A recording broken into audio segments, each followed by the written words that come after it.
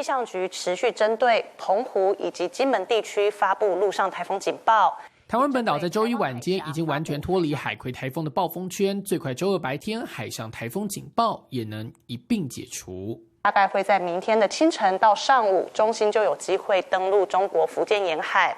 那也有机会在明天清晨到上午这段时间解除金门的陆上台风警报。随着海葵台风持续朝西移动，周一入夜后替金门带来短延时豪雨，西南风也持续将水汽往南台湾送。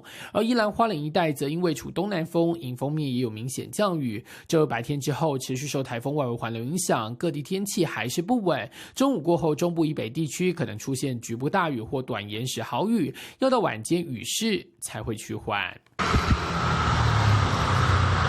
而海葵台风在过去2天替台湾带来强劲风雨，路径还十分诡谲。周日晚间8点从高雄梓官出海后，因为缺乏导引气流，在近海滞留打转。周一清晨4点，中心又从左营2度登陆，沿着海岸线北上，直到上午7点多，才又从台南七股出海。台风的中心在进入台湾海峡之后，一方面是整个导引气流减弱，加上有时候这种台风底层的中心在遇到我们地形的影响之后，会有一些交互作用，所以就在我们的近海产生了一些滞留打转的现象。